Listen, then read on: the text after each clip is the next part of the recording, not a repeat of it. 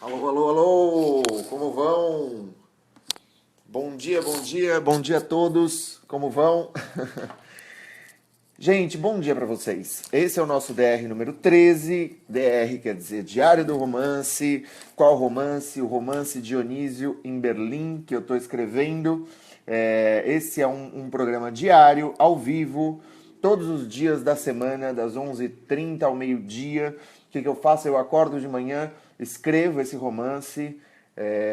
Em seguida eu tomo um banho, encontro vocês aqui e a gente começa a conversar sempre sobre algum tema pertinente a esse gênero que é um dos gêneros mais difíceis, mais árduos da prosa. Eu costumo dizer que dos gêneros mais difíceis de todos é a poesia. A poesia é a mais difícil de todos. Mas a prosa, dos gêneros da prosa, o romance é o que exige. Bom dia, Micheline. Tudo bom, Juarez? Tudo bem? Bem-vindos a todos. A turma está chegando. Oi, Vitor. Tudo bom? Gente, para quem chegou agora, que para quem está assistindo pela primeira vez, não se esqueçam de clicar aqui na notificação e aí vocês vão ter acesso a... Sempre que eu aparecer ao vivo, vocês não vão perder, tá? Consigo chegar com os bofs para fora. Boa, Vinícius, tudo bom? Tudo bem? Gente, então vamos começar conversando. Eu queria primeiramente agradecer a participação de vocês, de todo mundo que veio e assistiu as aulas sobre processo criativo, sobre projeto literário. Quem não assistiu, se inscreva no escritacriativa.net.br, tá? Essa é a primeira coisa. Foram muitas mensagens para quem viu lá os comentários embaixo. Bom dia, Leonor. Bom dia, Kétia. Rafael, tudo bom? Rafael, Beth, bom dia. Gente, foram centenas de comentários. Foram centenas de comentários. Minha caixa postal tá cheia de perguntas, tá cheia de observações, tá cheia de comentários, de sugestões. Exigiram muito de mim. Bom dia, Tanira. Oi, Gra, tudo bom? Exigiram muito de mim para tentar de alguma forma traduzir um projeto literário em 1h30, né? Então vocês têm ali o projeto acessível para vocês. Estão todos me ouvindo, gente? Aqui deu uma congelada na imagem. Deixa eu ver. Aqui tá aceso. Deu uma congelada aqui na imagem. Que estranho. Será que pela primeira vez a gente teve algum problema real aqui de... Deixa eu fechar aqui, tentar abrir de novo. Se vocês estão me ouvindo, por favor, me deem um alô. Eu vou tentar reabrir o QuickTime, que ele espelha para mim a tela do meu celular. Gente, enquanto isso, vamos lá. Que passa? Peço desculpas aí se vocês estiverem ao vivo, estiverem me escutando, mas é que eu não estou conseguindo me ver mais. Então, vamos ver. Vamos ver o que passa, tá? Só um segundo, enquanto vai chegando. Ah lá, tô vendo todo mundo. Oba, voltou. Tinha congelado, né? Aqui tinha congelado também. Bom, acontece, né, gente? Vídeo ao vivo, até transmissão das Olimpíadas. Aliás, parece que tá começando umas Olimpíadas hoje, né? Tive que usar F5. Beleza, beleza, legal, Rafael. Boa. Gente, eu queria lançar mais uma vez o convite. E o convite é para que vocês participem do webinar. É um webinário gratuito, é um seminário online, que se chama Sete Equívocos que Escritores Iniciantes Cometem. É um webinário também derivado a partir de 10 anos de oficinas de escrita criativa. Para quem não sabe, faz 10 anos que eu coordeno oficinas de escrita criativa, já coordenei no SESC, estou coordenando na Casa das Rosas, já dei aulas na Casa das Rosas. Dou aula numa das únicas pós-graduações em escrita criativa do Brasil, tem duas na PUC do Rio Grande do Sul, e aqui em São Paulo, na Vila Leopoldina, no Instituto Vera Cruz. É uma pós muito bacana e eu sou um dos docentes, é uma coisa seríssima, muito legal. E a Casa das Rosas começou ontem. Legal, legal, Carla. Boa, tudo certo por aí. Boa, alô, alô. Massa, bacana, gente. Ontem a gente começou lá a turma, bem bacana, intenso, a gente se conhecendo. A gente sempre tem esse momento inicial de um pequeno estranhamento. Eu chamei o pessoal para vir para cá, quer dizer, na verdade eu chamei alguns para virem para cá.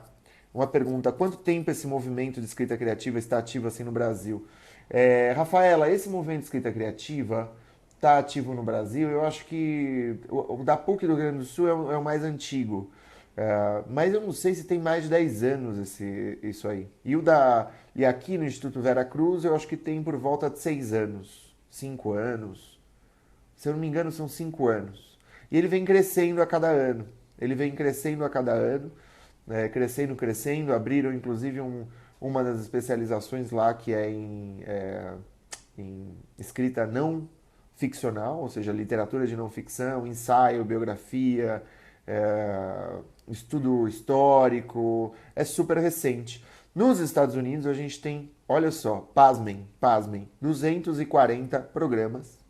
240 programas entre graduação e pós-graduação. É muito grande, de escrita criativa, que envolve também a questão do roteiro, que envolve também a questão também da não ficção, do ensaio e tal. Olá, Isabela, tudo bom?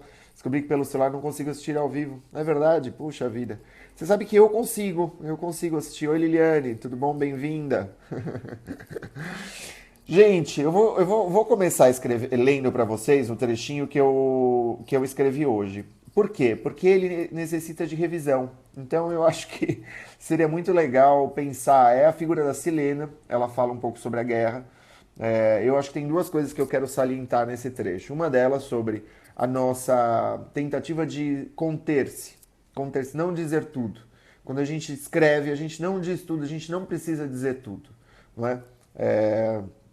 Tem Bom, depois eu falo disso, da questão da tensão das duas histórias. Mas o que eu queria dizer, vamos ler lá, tá? Eu enfrentei a guerra, vi com esses olhos marotos o povo da Califórnia, sob o sol de Alá, perdidos e brutos. Quando o esquema não se aplica, eles atiram uma bomba. Como sei disso? I'm from Palestina, Flor. Mas não quero contar. Fugi, sou foragida. Mas não era para estar em Berlim. É que tentaram me matar. Minha família não aceitou a minha sexualidade. Meus 2 irmãos vieram um dia e eu fugi. Vocês veem que tem uma elipse aí.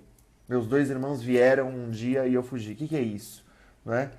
O que significa meus 2 irmãos vieram e eu fugi? Né? Não tenho família, querido. Estou livre. Pedi refúgio e refrigério. Mas aí os sírios também me molestaram. Perdi a calma e revidei. Ou seja, ela está falando muita coisa. E por trás dessa pouca coisa, entendeu? Na verdade, você tem que subentender, porque para ela é difícil falar sobre isso, né? A gente não pode ser didático, porque a gente fala de muitas coisas da nossa vida que são difíceis com dificuldade também, né?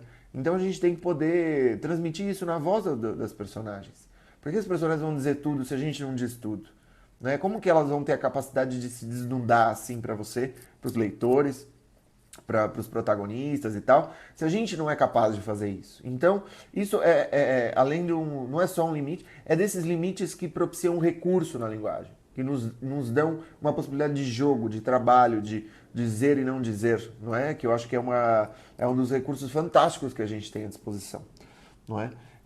Perdi a calma e revidei, e fugi de novo. Por isso estou aqui, uma Greta Garbo, muçulmana e sem dinheiro. O que aconteceu comigo não passa com os alemães. Ela está comparando, né? Por isso digo, cheguei ao paraíso pela porta dos fundos. Uma maletinha, 3 vestidos, 2 sapatos, 5 calcinhas, um par de chinelos, um estojo gasto e o cansaço de um século. É isso. Na verdade, eu acho que ela não chega nem com tudo isso, mas ela precisa, de alguma maneira, preservar a identidade. Isso é outra coisa, gente. Os personagens mentem, os personagens falam uma coisa, eles se desdizem, não é? Eles dizem uma coisa, eles se contradizem. A gente não pode encarnar o espírito cartesiano duro e cru dentro dos nossos personagens, entendeu? A gente vai ter que trabalhar a questão da mentira, a gente vai ter que trabalhar a questão das elipses, não é? Um século, 100 anos de cansaço, não é isso que ela fala? Um lance desse, gente. Isso saiu, assim, isso saiu. E aí o fato de que saiu faz com que a gente tenha que trabalhar. Como que estava o texto, essa questão do pessoal da Califórnia, né? Porque é um pessoal que tem muito vínculo com o sol e coisa e tal.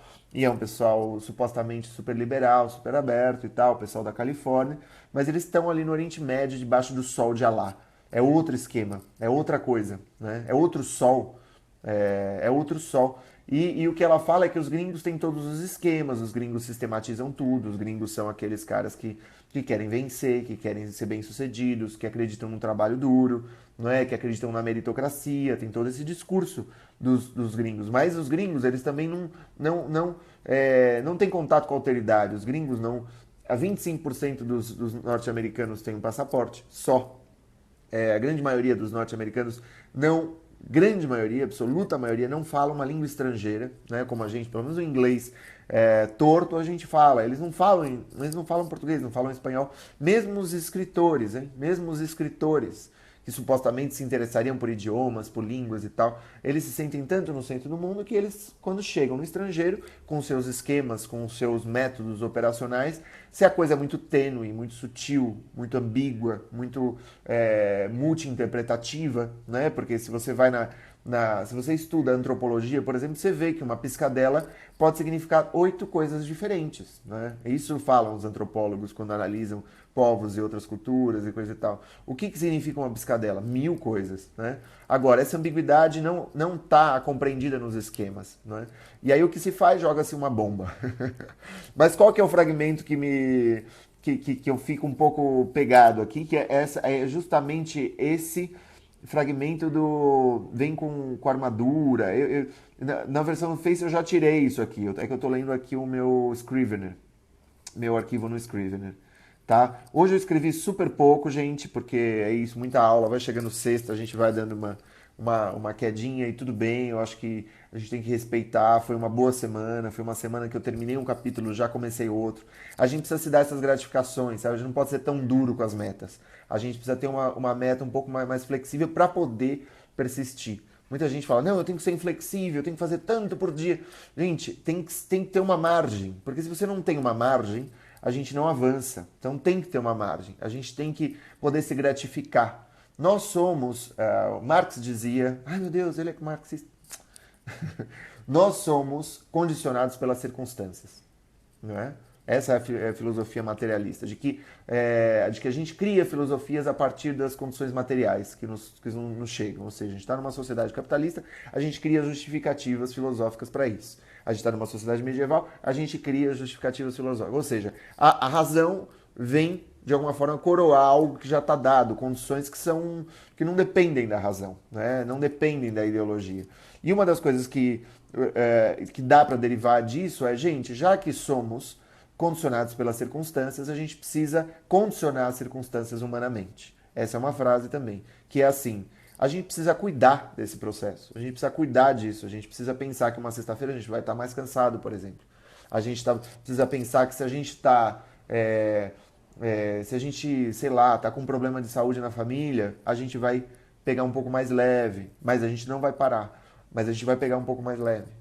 Você entende? Então eu acho que. E se a gente fica, ai não consegui, é aquela coisa, aí você abandona, aí você larga a mão, você desencana, você vai fazer outra coisa. O que é desejo vira obrigação. O que desejo não pode virar obrigação, gente. A escrita nunca pode virar obrigação. Ela tem que ser fruto da vontade. De fato, ela tem que ser fruto da vontade. Mas ela não pode ser alienada, porque quando você transforma isso em obrigação, você aliena o desejo, né? Fato de ser livre por não ter família, mas consigo sentir a solidão. É isso. Na verdade, ele está, de alguma maneira, denegando, né? Por não ter tido o apoio daqueles que deveriam amá-lo. É isso mesmo, cara. Perfeito, perfeita consideração. Você vê que, na verdade, o discurso, ele cabe interpretações múltiplas. E a Silena está vindo com a sua ambiguidade. A Silena está vindo com suas múltiplas expressões, né? Oi, Patrícia. Bom dia. Tudo bom? Acho que a Simone também entrou, que deu um like. A Simone, que muda foto de perfil várias vezes. Tudo bem, gente? Então, o objetivo de hoje é que a gente fale, eu sou eu e minhas circunstâncias. E se não sou salvo a ela, não me salva a mim. Muito bom. Eu sei, é muito, muito boa a consideração. Gostei muito dessa citação. Vou marcar, vou guardar para mim, tá? Oba, Patrícia. Gente, o que eu vou fazer hoje? Hoje a gente está com uma questão... Eita, tudo bom? A gente está aqui com uma questão... Vale a pena, vale mesmo, Toninho. A gente está aqui com... Eu vou oferecer um tesouro para vocês.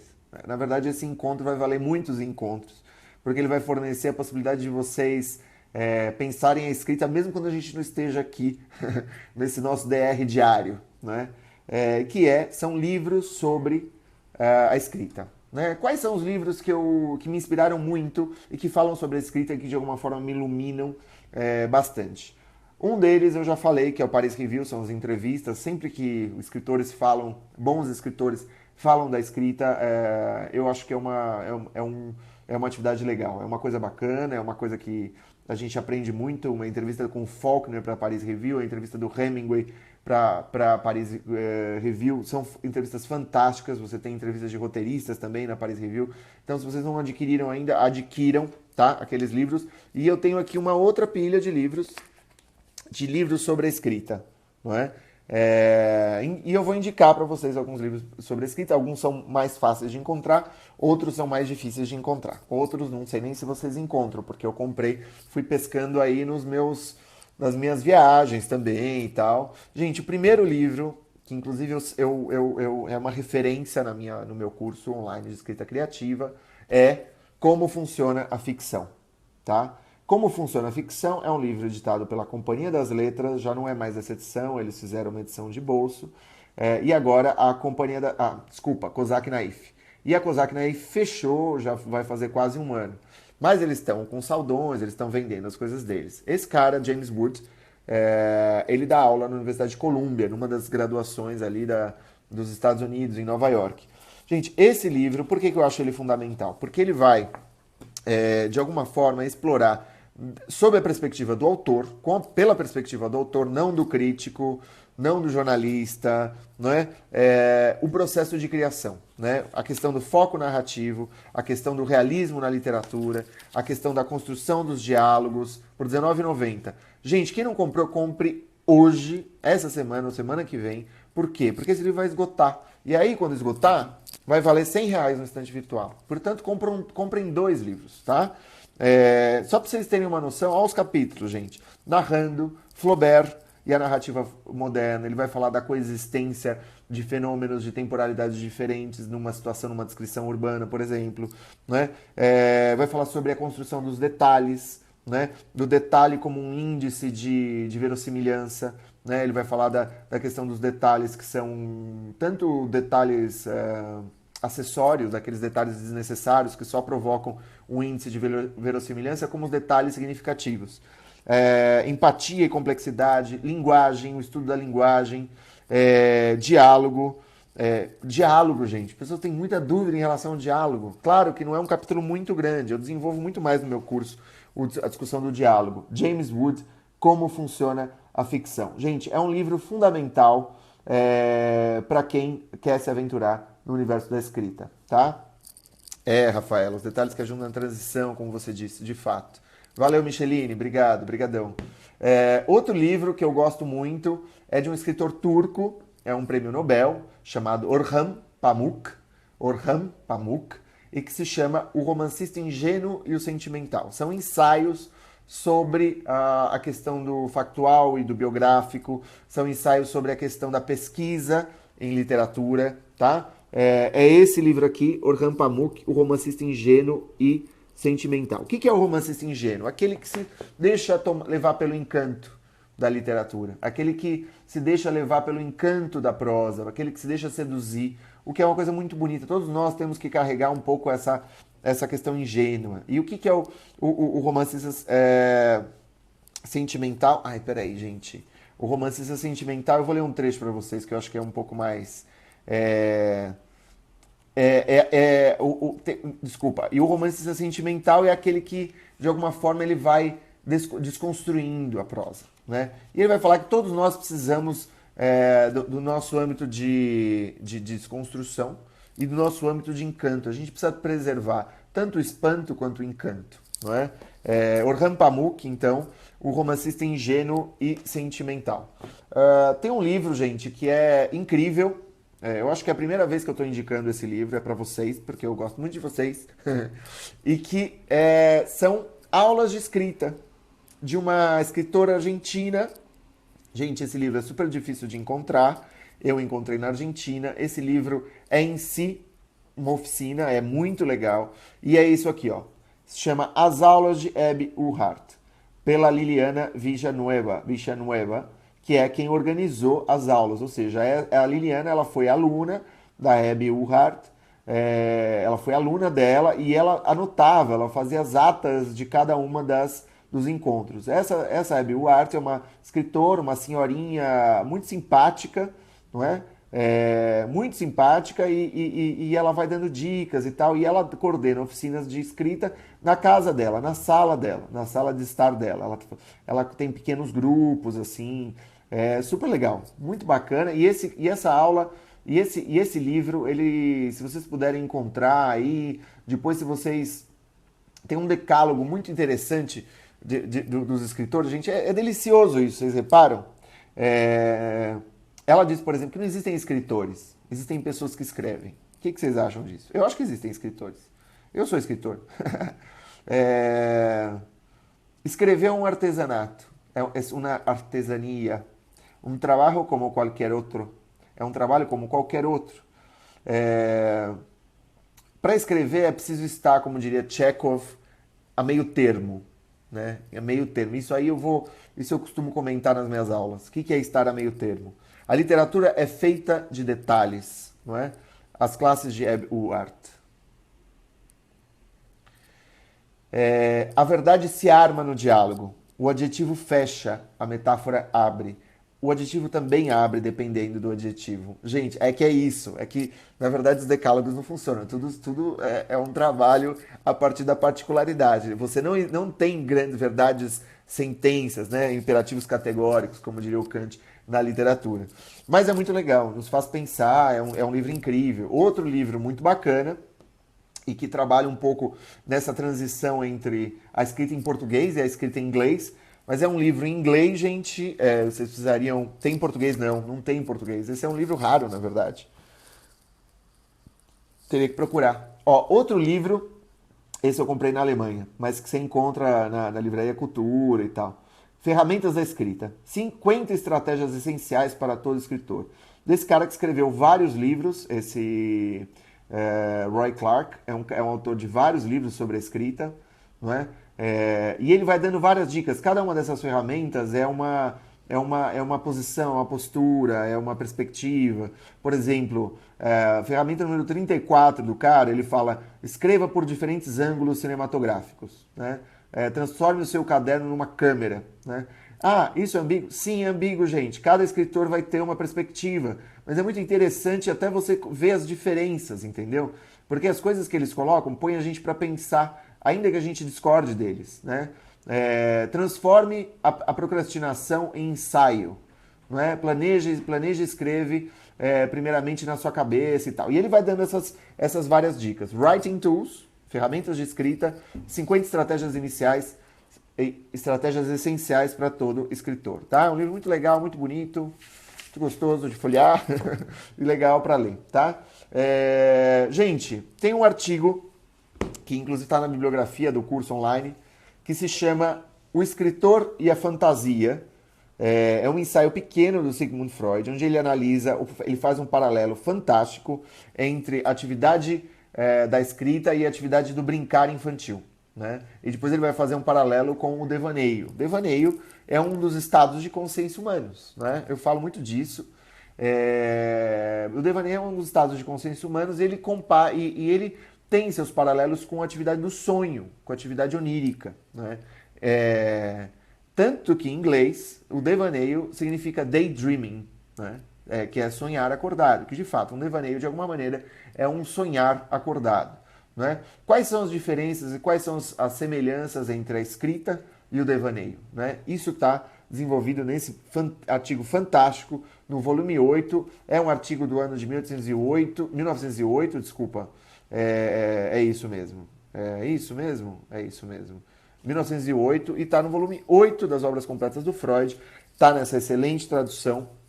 Inclusive, meus alunos da Casa das Rosas, a gente vai traduzir, a gente vai discutir amanhã esse texto, tá? Gente, um livro muito legal que fala sobre a escrita como especificidade, não é? Existe um tcheco um intelectual tcheco que veio, foragido para o Brasil, né? O artigo se chama Escritor e a Fantasia, né? E tem outras traduções que é os escritores criativos, escritores e escritos criativos, uma parada assim. Mas o nome dessa tradução, dessa versão, o escritor e a fantasia. Tá bom, Juarez? Desculpa, gente, se eu não falei, se eu não falei o texto até o final. Tem um outro livro que é muito bacana, que fala sobre a especificidade da atividade da escrita, no que difere. Por exemplo, a gente vive numa sociedade mega, escritores criativos e devaneios. Não é isso? Por que a Michelina escreveu devaneio? Travou tudo? Aqui não. Fantasia, é isso, Michelina.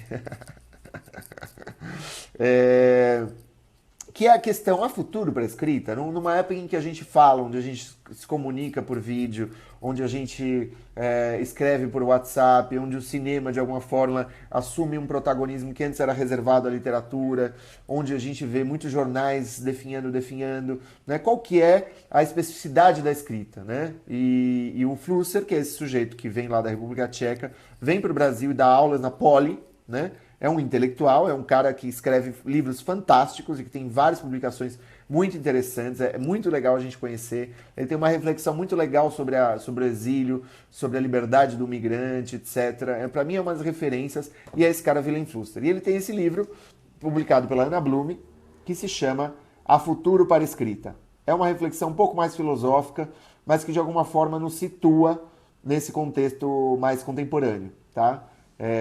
O que é específico na atividade da escrita? De que maneira essa atividade se distingue de outros gestos semelhantes do passado e do futuro? Por exemplo, do pintar, do digitar. Existe, em geral, algo específico que seja comum a todas as formas de gestos de escrita?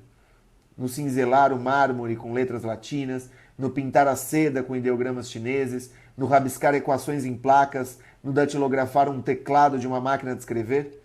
E como teria sido a existência se tivessem desistido do escrever? Imagina uma sociedade que desistiu do escrever, não é? Então, essa indicação é fantástica, gente. E obrigado, Alessandro. Legal, Rafael. Ô, Tayane, chegou. Assista depois o vídeo gravado, tá? Gente, e uma última referência que conversa um pouco sobre... vocês sabem que eu tenho uma pegada um pouco da subjetividade, da psicanálise, da terapia, das ciências sociais, e de lá eu trouxe uma referência de uma autora da Unicamp, que se chama Jean-Marie Gagneban, que é uma grande escritora, e ela tem um livro de ensaios que fala sobre a atividade elaborativa da atividade da escrita. Atividade elaborativa da escrita. E se chama Lembrar, Escrever, Esquecer. É um trocadilho com um ensaio do Freud, que se chama Repetir, Recordar, Repetir, Reelaborar. E ela escreve esse livro chamado Lembrar, Escrever, Esquecer. Onde ela vai desenvolver que muitas vezes a gente escreve para poder esquecer. A gente escreve muitas das coisas que a gente escreve para deixar para trás, para passar para trás, né? E essas coisas ficam na frente até o momento que a gente elabora elas. A escrita só tem um poder elaborativo? Não. Gente, grandes escritores suicidas, no momento em que se suicidaram, estavam em plena atividade da escrita. Eles não estavam travados, eles estavam escrevendo. Ou seja, a escrita não cura só. A escrita também reedita o trauma, né? Reedita o trauma, não é? Então, gente, fica essa referência, lembrar, escrever, esquecer, a escrita do Wilhelm Flusser. Gente, é um passeio para o final de semana para vocês, é uma coisa incrível isso aqui. E é a primeira vez que eu dou uma aula dessas, de indicações. E eu acho que é isso aí, Bia. Legal, bacana. Esse texto do Freud, gente, vocês podem achar em PDF. Mas a melhor tradução mesmo é essa, e é difícil achar em PDF, vocês não encontram piratão aí por aí, tá bom? Queridos, muito obrigado pela presença de vocês. Espero que vocês tenham um delicioso final de semana. Adoro esses encontros, para mim é sempre super elaborativo. E a gente vai se ver na segunda-feira ou no domingo, às 19 horas, onde a gente vai ter o nosso webinário 7 equívocos que escritores iniciantes cometem.